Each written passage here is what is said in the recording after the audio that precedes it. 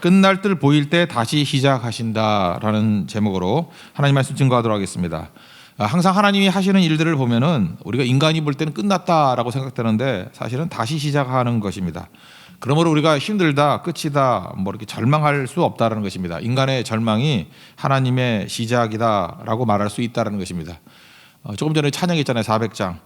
험한 시험 물속에서 나를 건져주시고 노한 풍랑 지나도록 나를 숨겨주소서. 우리는 험한 시험 물속에 들어가면 죽었다 그러잖아요. 근데 건져주신다고요. 또 노한 풍랑 만나면은 이제 끝났다, 죽었다 그러는데 또 우리를 숨겨주신다. 그러니까 우리가 끝이라 그럴 때가 끝이 아니라는 것입니다. 이게 똑같은 일들이 지금 벌어지고 있다는 거예요. 원래 유다가 위기에 처했습니다. 다윗 왕가가 위기에 처했습니다. 이유는 7대 왕 여호사밧이 되게 선한 왕이었는데 이 결혼 하나 잘못시키는 바람에 아들 이거 뭐 3대가 아주 큰 어려움을 당하고 다윗의 등불이 꺼질 위기에 처하게 되었다는 것입니다. 7대 왕이 여호사밧인데 아합과 이세벨의 딸 아달랴를 자기 아들 여호람과 결혼을 시켜요. 그러니까 자기가 7대니까 8대 왕이 여호람이죠. 여호람과 아달랴가 결혼을 했습니다. 그리고 그 왕하고 8년을 같이 살아요. 그러니까 8년 동안 유다를 난장파 만든 거죠. 그 다음에 이제 병들어 죽습니다. 2년 동안 병들어서 발병 나서 죽어요. 그리고 아들이 아하시아인데 아하시아가 이제 9대 왕이겠죠. 아하시아는 또 1년 만에 또 죽어요. 그러니까 그때는 왕의 어머니로서 또 그 태우로서 1년을 또 버팁니다. 그리고 난 다음에 아들이 죽으니까 손자들 있는 거 다 죽여버리고 하나 유일하게 요아스 하나 살아남죠. 다 죽여버리고 스스로가 왕이 돼버립니다. 그래서 이거를 10대 왕이다 이렇게 얘기하지 않고 아달랴 찬탈 사건 이렇게 얘기를 합니다. 그래서 왕으로 치지도 않아요. 그러니까 총 이스라엘의 왕의 아내로서 8년 그리고 왕의 어머니로서 1년 지가 스스로 왕이다 그래서 6년 15년 동안 유다를 아주 난장판을 만들어 버렸습니다. 그러니까 이게 위기 가운데 거하게 된 거죠. 그러면 느끼는 게 뭐예요? 이제 유다도 다윗 왕가는 끝났다. 이제 유다의 영광도 끝났다. 15년 동안 난리치면 뭐 살아났겠습니까? 그것도 가만히 있는 게 아니고 정말 생난리를 다친 그런 아달랴였거든요. 그렇지만 하나님께서 일하시죠. 어떻게 일하시냐? 믿음의 사람을 일으키는 거예요. 두 명인데 부부입니다. 하나는 하나님의 유머가 있어요. 아달랴의 딸을 사용해요. 아달랴의 딸. 아달랴의 딸이 여호사밧인데 그 자기 딸을 사용하고 그 딸의 남편이 제사장 여호야다거든요. 두 사람을 용기 있게 이렇게 세우더라는 것입니다. 그래서 믿음이란 건 용기거든요. 용기라고 말할 때 특징이 무엇입니까? 행동한다는 거예요. 우리가 용기의 정의를 내릴 때 용기가 있다는 것은 두려워하지 않는 게 아니라 그랬죠. 용기 있어도 두렵죠. 그렇지만 용기는 두려워도 하는 것. 그래서 용기의 핵심은 행동이에요. 두려워도 하는 것. 느낌이 아닙니다. 행동이에요. 두려워도 하는 것. 그래서 그 위기 가운데 엄마가 그 생난리를 치고 뭐 엄마도 아니죠. 그거 뭐 손자도 죽이고 뭐 자식 새끼들 다 죽이는 엄마가 뭐 엄마겠어요. 그러니까 이게 잡혔으면 딸도 죽였을 거예요. 근데 여호사밧이 자기 조카를 숨겨서 성전에서 6년 동안 숨겨서 키웁니다. 그런 얘기가 나온다는 거예요. 10절부터 12절 22장 앞장을 한번 먼저 보겠습니다. 22장 10절부터 12절까지를 한번 읽겠습니다. 시작.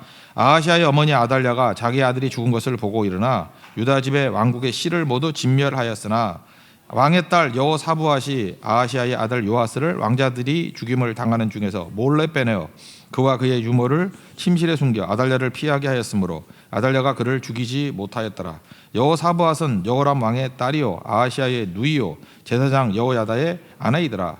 요아스가 그들과 함께 하나님의 전에 6년을 숨어있는 동안에 아달랴가 나라를 다스렸더라. 그러니까 딸이 이런 일을 하다니 대단하죠. 이름도 되게 중요한 것 같아요. 여호사부앗이 자기 7대 왕 할아버지죠. 할아버지 이름이 여호사밧이잖아요. 할아버지 이름하고 똑같은 이름이에요. 여호사밧 이건 남성형이고 여호사부앗 그러면 이건 여성형이에요. 그러니까 똑같은 이름을 뭐 갑돌이 갑순이 같은 거예요. 그죠? 이렇게 같은 이름이 같은 뜻인데 여성형과 남성형으로 부른 거라고. 여호사부앗. 여호사밧의 뜻이 뭐라 그랬어요? 하나님은 판관이시다. 하나님이 재판관이시다. 그러니까 여호사밧도 마찬가지예요. 최종 판단은 하나님이 하신다. 참 이름 잘 지었죠. 그래서 이름도 되게 중요한 것 같아요. 어저께도 입교할 때 보니까 우리 그 청소년부 학생 가운데 김모우라는 여자 학생이 있더라고요. 그래서 이름 소개할 때 일부 예배 때요. 이름 소개하고 쭉 할 때 보니까 모가 뭐냐 그랬더니 모가 저녁 비래요. 저녁 비. 저녁에 촉촉한 비를 내려달라고. 모 되게 낭만적 같은 거. 부모님이 굉장히 운치가 있는 분 같아요. 저녁 비. 이름을 모우라고 지었더니 저녁비 잘 나와요. 그렇잖아요. 이게 얼마나 중요해요, 그죠? 이게 되게 중요한 거죠. 이름을 잘 지어야 돼요. 나 퍼지게 작은 이런 애들 하면 안 되고요. 그 보니까 저도 빛날병의 빛나루기잖아요. 형욱이도 빛날형의 빛날루기래. 위험해요. 빛나게 된다고 나중에, 그죠? 이렇게 머리카락 빠지고. 자, 이름대로 되는 것 같다고요. 여호사부앗이 이름 잘 지은 것 같아요. 그죠? 아버지가 여호람이고 엄마가 아달랴인데 이름은 참 잘 지은 것 같아요. 아마 다른 사람의 조언을 들었겠죠. 그래서 하나님이 판관이시다. 할아버지 이름으로. 그러다 보니까 이렇게 용기를 가지고 요아스를 숨길 수 있는 1차적인 용기를 갖게 되었다는 것입니다. 근데 그 이유가 뭐냐면 결혼 잘했기 때문에 그래요. 남편이 제사장 여호야다거든요. 그러니까 이 케이스는 두 흐름에 하나가 아합의 흐름으로 갈 뻔했는데 여호사부앗이 남편 잘 만난 거죠. 여호야다라는 제사장을 만나가지고 건진바 되어서 하나님의 구원의 계열에 크게 쓰임받는 종이 되더라는 것입니다. 그래서 22장 뒷부분에는 여호사부앗의 용기, 믿음의 용기. 그다음에 오늘 23장부터 보면은 이제 그의 남편이 여호야다, 제사장 여호야다의 믿음의 용기를 말하고 있습니다. 그 여호야다의 반정이다 이렇게 얘기를 하거든요. 인조 반정, 중종 반정 같듯이 이렇게 나쁜 왕을 쫓아내 버리고 제대로 된 바른 것으로 돌아간다 그런 뜻이잖아요. 바른 것으로 돌아간다. 그래서 여호야다 반정 이렇게 얘기를 합니다.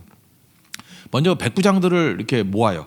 규합을 하고. 그래서 레위인들과 족장들을 또 이렇게 규합합니다. 그러니까 일종의 그 반정을 하려 그러면 일종의 쿠데타 아니에요. 그러니까 핵심 세력을 규합을 합니다. 그리고 왕자 요아스를 성전에서 즉위시키는 것들을 이렇게 꾸밉니다. 그리고 병력이 필요하잖아요. 그래서 레위인들이 원래 무기 안 쓰는데 성전에 있는 무기를 갖고 무장을 시켜요. 그리고 3분의 1씩 성전 지켜라, 그다음에 왕궁 지켜라. 그리고 기초문이라고 아마 중요한 그 통로인 것 같아요. 거기를 지키라. 병력을 배치하고 그다음에 성전에 들어오는 사람들 대적이라 그러면 죽여버리고 아닌 사람은 보호해라. 이렇게 체계적인 준비를 합니다. 그게 23장 1절부터 7절까지 내용입니다. 읽어보면 이해가 될 거예요. 다시 한번 읽겠습니다. 시작. 제7년에 여호야다가 용기를 내어 백부장 곧 여러함의 아들 아사랴와 여호하난의 아들 이스마엘과 오벳의 아들 아사랴와 아다야의 아들 마아세아와 시그리의 아들 엘리사박과 더불어 언약을 세우매 그들이 유다를 두루다니며 유다 모든 고을에서 레위 사람들과 이스라엘 족장들을 모아 예루살렘에 이른지라. 온 회중이 하나님의 전에서 왕과 언약을 세우매 여호야다가 무리에게 이르되 여호와께서 다윗의 자손에게 대하여 말씀하신 대로 왕자가 즉위하여야 할지니 이제 너희는 이와 같이 행하라. 너희 제사장들과 레위 사람들 곧 안식일에 당번인 자들의 3분의 1은 문을 지키고 3분의 1은 왕궁에 있고 3분의 1은 기초문에 있고 백성들은 여호와의 전뜰에 있을지라. 제사장들과 수종드는 레위 사람들은 거룩한즉 여호와의 전에 들여오려니와 그 외에 다른 사람은 들어오지 못할 것이니 모든 백성은 여호와께 지켜야 할 바를 지킬지며 레위 사람들은 각각 손에 무기를 잡고 왕을 호위하며 다른 사람이 성전에 들어오거든 죽이고 왕이 출입할 때는 경호할지니라 하니.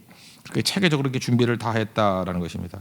그러니까 여기서 중요한 게 뭐예요? 우리도 이런 여호사부앗과 여호야다 같은 믿음을 가지려고 그러면 믿음의 용기가 필요하다고요. 하나님 말씀이 우리에게 들어오면 분명히 이거 해야 될 위치예요. 그러면 믿음의 용기를 가지고 행동하게 될 때 하나님께서 도와주셔서 놀라운 일들을 이루신다고요. 사실은 믿음의 조상이라는 아브라함도 믿음의 출발이 뭐였습니까? 갈대우르라는 꽤 살만한 곳이었는데 창세기 12장 1절을 보니까 너는 고향과 친척과 아버지 집을 떠나 내가 네게 보여줄 땅으로 가라. 막막한 거거든요. 어디로 갈지도 모르고. 용기죠, 용기.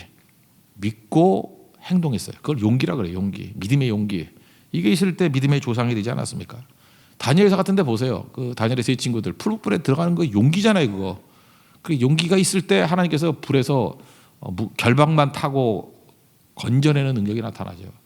다니엘도 마찬가지 아니에요. 사자굴에 들어갔던 게 뭐예요? 그때의 그 기도로 말미암아 다리오 고레스의 마음을 변화시켜서 70년 만에 돌아오게 되는 역사의 어떤 분기점을 만들지 않습니까? 우리 각자에게도요. 하나님께서 믿음의 용기를 가지고 이렇게 움직이게 만들 때가 필요해요. 어저께 우리 그 세례식을 거행할 때 제가 하나 그런 걸 느꼈어요. 그 어떤 한 가정인데 그 박소은 그 자매 가정이잖아요. 그 딸 3명이 1번, 2번, 3번 원래 우리 교회는 3번이 먼저 나왔죠. 박지향. 박지향. 그다음에 1번이 전도돼서 나왔어요. 언니가 1번 언니, 그 박소운. 그리고 항상 기도를 했을 때 둘째가 똑똑하대요. 셋 중에 제일 똑똑하대. 똑똑하고 고집이 되게 세고 뭐 이렇다고 하더라고요. 그리고 그 시어머니가 보살님이고 뭐 맨날 이래요. 남편이 강팍하고 뭐 그 얘기를 난 얼굴도 안 보고 계속 들었어요. 그죠? 뭐 얼굴은 뭐 셋째가 제일 예쁘고 말도 안 되는 소리. 그러고 그죠? 뭐 덕은 첫 번째가 이것도 말도 안 되는 하여튼 그런 얘기를 뭐 듣고 싶어 들은 게 아니라 자꾸 얘기를 해주더라고요. 이렇게 들었다고요.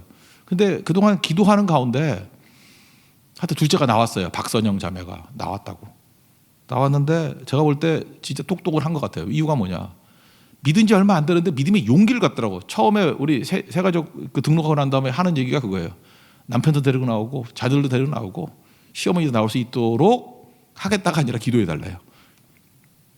그래서 기도했죠. 저는 뭐 그래 크게 기도 안 했습니다. 그냥 그 핍박 속에서 혼자만 잘 나오면 좋겠다 이 정도였는데 이분은 이게 믿음의 용기가 있는 것 같아요. 그래서 어제 보니까 그 자매의 어머니가 세례 받았고요. 어머니가 세례 받았고, 그다음에 딸이 학습 받았고, 본인이 박선인 자매 세례 받고, 그다음에 교회에서 자기가 중요한 그 변화가 있는 시간이다 그래서 그 보살님 시어머니까지 데리고 나왔어요. 여기 맨 앞에 앉아가지고 보살님이 여기서 예배드리고 뭐 변화될 것 같기도 해요, 그죠? 좀 변화가 되는 것 같아요. 남편 하나하고 그 온 가족이 다 나와서 예배드리는 거 보니까 제가 옛날 그 기도 생각이 나요. 백지 상태이고 도저히 말도 안 되는 것 같은 어떤 그 유머 중에 하나 같은 얘기였거든요. 근데 다 모이잖아요. 그리고 어제 가장 감격 속에 있더라고요. 저녁 예배 성찬 씨까지 다 왔더라고요. 그러면서 눈물을 흘리더라고요. 이게 참 은혜 아니에요, 은혜? 왜 이런 일이 벌어졌습니까? 제가 볼 때 그 여자분은 여호 사부하시고 남편이 아마 여호 야다 같은 역할을 할 거고 그 주변에 있는 모든 사람들이 이렇게 믿음의 용기를 가지고 움직이게 될 때 엄청난 일들이 벌어지는 거라고요. 우리 창세기 12장 1절의 말씀이 멀리 있는 얘기 아니에요. 우리 가까이에서도 지금 막 벌어지고 있다는 것입니다. 왜 우리에게 이런 것들이 없죠? 너무 쫄고 있어 그래요. 그죠? 겁이 나서. 우리 가족들이 변화시키기 제일 힘들거든요. 다 아니까. 알기 때문에. 이 포수가 새를 쏠 때, 새를 맞출 때 약간 떨어져 있는 거 맞추는 건 어렵지 않아요. 그죠? 잘 쏘는 사람이면 뭐 멀리 떨어지는 거 맞출 거고 가까이는 금방 맞출 거고. 맞추는 게 거의 불가능한 게 뭐냐면 총 위에 앉아 있는 새래요. 우리 가족들이 그런 거예요. 총 위에 앉아 있는 새예요. 쏠 수가 없어요. 맞지가 않으니까 너무 가까워서. 그때는 하나님께서 한번 이렇게 뒤집어 주는 거예요. 총을 흔들면 떨어질 거 아니에요. 그리고 맞추면은 정확하게 목적을 이룰 수 있다라는 것입니다. 즉 여호사부가 또 일종의 어머니잖아요. 뒤집어 엎으니까 이게 반정이 일어나는 거죠. 그리고 이 가정이 구원의 어떤 통로가 되는 가정이 되더라는 것입니다. 여러분 부부라 그러면 여호사부와 같은 믿음의 용기가 있는 아내, 그리고 여호야다 같은 믿음의 용기가 있는 남편, 진짜 기가 막힌 이 부부 때문에 다윗 왕가의 등불이 다시금 불타오르기 시작했다는 것입니다. 여러분들 하나님 앞에서 이렇게 잘 쓰임 받는 우리 믿음의 신실한 종 되기를 바랍니다. 그다음에 두 번째 살필 건 뭐냐면 요아스를 세우고 난 다음에 면류관만 씌워준 게 아니라 그에게 율법을 줬다라는 거예요. 율법책을 줬다. 이게 되게 중요한 거죠. 그러니까 이사야 7장에 보면은 아하스 왕이라고, 그 요아스고 이건 아하스예요. 아하스라는 왕이 있었는데 굉장히 위기 가운데 처하게 됐습니다. 북쪽에 있는 아람이 쳐들어오고 그다음에 베가라고 하는 그 북쪽의 왕이거든요. 쿠데타 이렇게 뜬 아주 잔혹한 왕이에요. 그러니까 아람도 부담스러운데 북쪽에 있는 그 잔혹한 베가가 쳐들어온다고요. 얼마 전에 전쟁했을 때 12만 명이 죽고 20만 명이 처자식이 포로로 끌려갔어요. 그러니까 보통 센 사람이 아니에요. 베가 그러면 기억하기 좋게 베가본드로 외우세요. 베가본드. 북쪽에 베가본드 같은 녀석이 있었다고. 엄청 강한 거예요. 근데 갑자기 공격을 한다 그러니까 얼마나 쫄아요. 그랬더니 이사야 선지자가 와가지고 그 두려워하지 말라, 놀라지 말라 이러면서 막 위로해줘요. 그래서 솔깃했다고. 그러면 하나님께서 어떤 지원군을 보내주시고 능력 있는 자들을 보내줄지 알았는데 그게 아니고 말씀만 하고 가버려요. 하나님 말씀 믿으래요. 그러니까 실망했죠. 그때 그 하나님이 주신 약속이 뭐냐? 임마누엘이에요. 약속이 뭐냐? 임마누엘. 하나님 너와 함께 하신다. 우리 실망하죠. 아니 무슨 병력을 보내줘야지 무슨 뭐 임마누엘 그거 하나 던져주고 가면 뭐 할 거야? 근데 그게 능력이죠. 하나님 함께 하시면 승리하겠죠. 그래서 여기서 보호받고 나중에 임마누엘이 뭐냐면 이거예요. 하나님이 우리 함께 동행한다는 건 뭐냐면 하나님과 우리가 동행한다는 건 내가 깨진다는 얘기죠. 뜻이 안 맞으면 어떻게 동행을 하겠어요. 내가 깨지고 무너지고 하나님의 뜻에 맞게 가는 거. 그래서 동행하는 것이 쉽지 않아요. 하나님이 여러분과 동행합니다. 이 얘기는 굉장히 우리에게 고통스러운 거라. 내가 변화돼야 되는 거니까. 내가 깨져야 되는 거니까. 그리고 하나님과 이렇게 동행하다 보면 내가 변화가 되고 하나님이 능력이 있으신 분이니까 최종적으로 승리하는 거죠. 그래서 하나님과의 동행에서 우리는 뭘 얻죠? 두 가지를 얻어요. 내가 변화되는 것을 얻고 두 번째는 최종 승리를 얻어요. 여러분 우리 교회가 하나님과 동행하는 교회가 되기를 원하십니까? 그럼 우리 분명히 고난이 있을 거예요. 왜? 우리가 깨져야 되니까. 그리고 동시에 최종 승리가 반드시 있습니다. 그래서 변화와 승리를 맛볼 수 있는 우리 하나님 종 되기를 바랍니다. 그런 의미에서 지금 요아스 왕에게 율법책을 줬다는 얘기는 뭐냐 하면 하나님과 동행하자는 거예요. 말씀과 동행하자는 거예요. 이제 요아스가 굉장히 힘들 거예요. 왜냐하면 말씀대로 살아야 되니까. 그렇지만 말씀대로 변화가 되면 최종 승리하는 선한 왕이 될 거라고. 우리 다음 장에 보면은 여호야다가 살아있을 때는 말씀과 동행해서 변화가 되고 승리했어요. 근데 여호야다가 죽고 난 다음에 요아스가 또 변하네. 그래서 결국은 악한 왕이 돼버려요. 요아스가. 나중에는 다윗성에 예루살렘에 장사는 되지만 열왕의 묘에는 들어가지 못하는. 그러니까 이게 왕들의 묘 중에 선한 왕만 이렇게 뽑아서 넣는가 봐. 근데 그런 왕 거기는 들어가지 못하는 악한 왕 중에 하나가 돼버렸다고요. 얼마나 안타까운 일이에요. 하나님의 크나큰 은혜로 말미암아 이런 엄청난 것을 맛봤는데 이게 아니니까 무너지게 되는 거죠. 그러므로 여러분들이 어떤 위치에 있든지 내가 하나님 앞에서 인정받는 최고의 사람이 되기 위해서는 뭐가 들어가야 되냐? 면류관이 아니라 동시에 율법책이 있어야 돼요. 말씀이 있어야 된다고. 그래서 여러분들 말씀과 함께 동행하는, 힘들어도 말씀과 함께 치열하게 동행하는 종들 되길 바랍니다. 그럼 무조건 변화되고요, 무조건 승리하게 된다는 것입니다. 그런 승리를 맛보러 하나님의 종 되기를 바랍니다. 오늘 11절만 한번 읽겠습니다. 시작. 무리가 왕자를 인도해내어 면류관을 씌우며 율법책을 두고 세워 왕으로 삼을새 여호야다와 그의 아들들이 그에게 기름을 붓고 이르기를 왕이여 만세수를 누리소서로 하니라. 여기 뭐예요? 면류관만이 아니라 율법책을 줬다. 이게 복인 줄 알아야 된다는 거예요. 우리 항상 이게 면류관 준다 그러면 할렐루야 그러고 율법책 그러면 약간 부담스러워 하는데 아니에요. 면류관만 주면 망하는 거예요. 면류관과 동시에 율법책, 말씀과 동행해야 고통스럽지만 변화가 나타나고 승리하게 된다라는 것입니다. 그랬더니 이제 그 아달랴가 반역이다 하고 난리칠 때 뭐 잡아 죽이는 얘기가 나오죠. 12절부터 15절까지 내용 읽겠습니다. 시작. 아달랴가 백성들이 뛰며 왕을 찬송하는 소리를 듣고 여호와의 전에 들어가서 백성에게 이르되 보라 봄에 왕이 성전 문 기둥 곁에 섰고 지휘관들과 나팔수들이 왕의 곁에 모셔 서 있으며 그 땅의 모든 백성들이 즐거워하여 나팔을 불며 노래하는 자들은 주악하며 찬송을 인도하는지라. 이 아달랴가 그의 옷을 찢으며 외치되 반역이르다 반역이르다 하며 거기까지 읽겠습니다. 반역이르다 반역이르다. 뭐 나중에 잡아 죽였다는 얘기가 나오죠. 그러니까 우리가 하나님 앞에서 중요한 게 뭐냐? 말씀만 붙들고 나아가면 이렇게 나쁜 것들도 제해지면서 내가 변화되면서 상황이 호전되게 된다라는 것입니다. 그래서 여기서 세 번째로 알 수 있는 게 뭐냐면 이거예요. 진짜 생명, 진짜를 붙들면은 평안이 임하게 돼서 결국은 마지막에 하나님 나라가 세워지게 된다는 것입니다. 그런데 우리는 가짜라도 이렇게 유지하는 걸 원한다고요. 가짜를 붙들면은 잠시 잠깐은 가는 것 같이 보이지만 오래 못 간다고요. 대표적인 게 권위죠. 권위는 파워기 때문에 authority, 하나님께 주시는 파워기 때문에 이게 반드시 필요해요.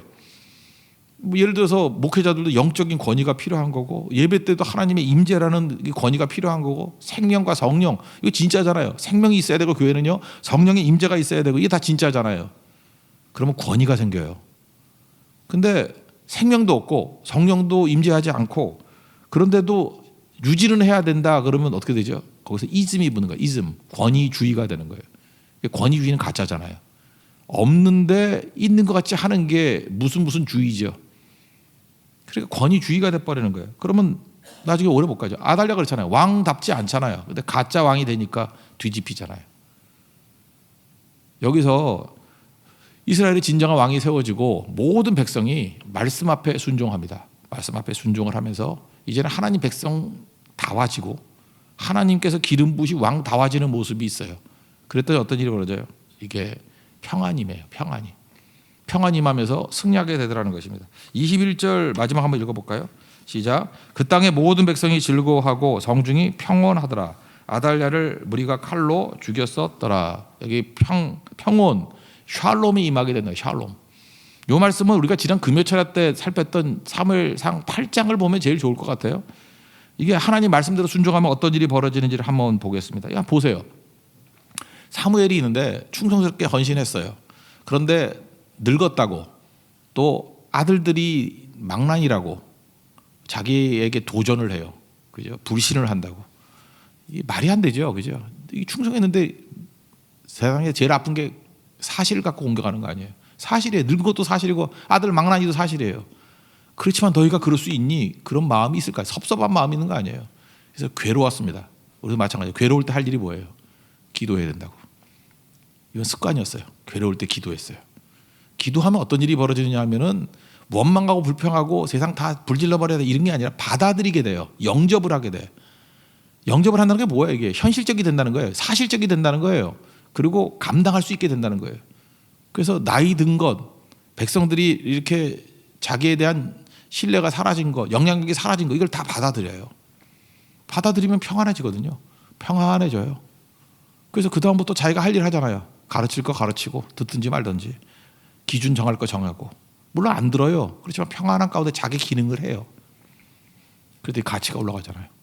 나중에 어떤 가치가 올라가요? 자기는 사사가 최고인 줄 알았는데 실제로는 킹메이커가 되는 것이 하나님의 더 큰 사명이었다는 거예요. 그래서 위대한 사무엘 선지자가 되는 겁니다. 다 뭐예요? 평안함이 있어요. 평안함이. 지금 이스라엘이 그랬다라는 거예요. 그죠? 여기서 하나님 말씀대로 쭉 가니까 샬롬이 임한 거예요. 샬롬이 임하면 어떤 일이 벌어져요? 각각 기능하게 되죠. 성전은 성전대로 기능하고 왕은 왕대로 기능하고 백성들은 백성대로 기능하니까 가치가 생겨요. 밸류가 생겨요. 그러니까 그때부터 열매를 거두고 생산성 있게 되지 않습니까? 이게 회복이에요. 반정, 올바른 곳으로 돌이켰다예요. 우리 삶 속에서도 그래서 최고의 인사는 샬롬이에요. 그래서 이스라엘 사람들 맨날 일어날 때 샬롬 인사하잖아요. 샬롬이 뭐예요? 평안 임하기를 원합니다. 평안 임해야 기능하게 돼요. 워킹, 기능이 되고 기능을 막 하니까 가치를 만들어내는 거죠. 그리고 우울증 같은 게 왜 무서운 거예요? 우리가 디프레션이 확 돼가지고 평화가 없잖아요, 마음에. 그래 기능을 못 하죠. 가정주부가 가정주부 일도 못 하고 남자가 직장인이 직장도 못 나가고 목사님들 가운데도 우울증 있는 분들이 있더라고. 설교를 못 하더라고. 설교를 못 하고 기능 못 하니까 점점 가치는 떨어지고 전체가 다 어려워지는 거 아니겠어요? 그런 의미에서 우리가 하나님 말씀을 붙들고 하나님이 우리 주인들의 인생을 살면은 평안이에요. 그래서 여러분 괴로울 때 기도하십시오. 주님이 나의 주인 되어서 주님께서 일해달라고. 평안이 마음은 내가 기능해요. 계속 기능한다고. 그럼 가치가 나오게 되고 열매 거두고 승리하게 된다는 것입니다. 이게 오늘 23장에서의 회복의 메시지예요. 어떻게 회복이 됐죠? 난장판이 됐어요. 아달랴 15년 하여튼 난장판이 돼버렸어요. 근데 하나님께서 믿음의 사람을 일으켜서 용기 가운데 여호사밧 아내, 그 다음에 여호야다 남편, 그래서 용기를 가지고 반정을 일으키고 그 다음에 뭐예요? 왕부터 시작해서 말씀이 들어가야 된다는 거예요. 말씀이 들어가면 괴로워요. 내가 변화되어야 되기 때문에. 근데 말씀이 들어가면 최종 승리하게 된다는 거예요. 이것이 쭉 keep going, 쭉 진행이 되니까 이스라엘의 남쪽 유다에 비로소 샬롬이 임하게 되더라. 기능하게 되고 가치를 바라게 되고 열매를 거두게 되니까 다 회복이 되더라 그 얘기죠. 이게 비단 유다의 문제입니까? 우리 교회도 그렇고 우리 가정도 그렇고 우리 삶도 그렇고 이렇게 샬롬이 임해서 기능하게 되는 것, 이건 말씀과 함께 주님의 동행이 필요하다는 거예요. 우리 동행함으로 통해서 이런 승리를 맛볼 수 있는 믿음의 종 되기를 축원합니다. 자리에서 일어나겠습니다. 오늘 동행 찬양하겠습니다. 내가 걸어온 길.